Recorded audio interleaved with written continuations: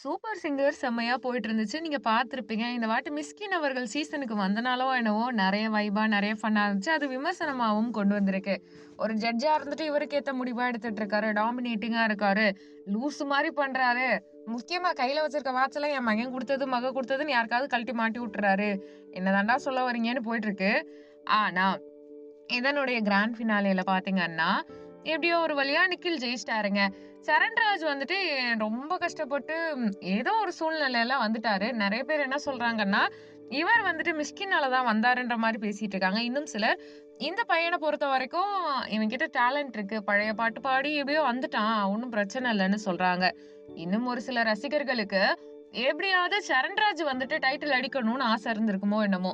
என்ன விஷயம் அப்டின்ட்டு பார்த்தீங்கன்னா, சரண்ராஜுக்கு வந்துட்டு ரன்னர் அப் அந்த டைட்டில் தான் கிடைச்சிருக்கு. 2 ரன்னர் அப் எப்பயுமே இல்லாம, இந்த வாட்டி சீசன்ல 2 ரன்னர் அப் குடுத்துருக்காங்க. அதே மாதிரி நிகில் தான் வந்துட்டு ஜெயிச்சிருக்காரு.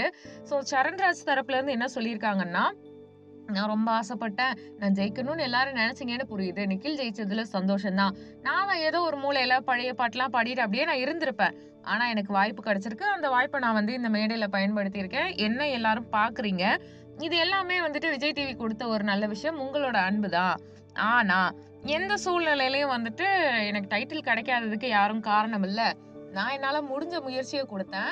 எனக்கு புடிச்ச மாதிரி நான் சில விஷயங்கள் ட்ரை பண்ணேன். அது ஓரளவுக்கு வந்திருக்குன்னு நெனைக்கிறேன்ற மாரி நெறைய பேசியிருப்பாங்க.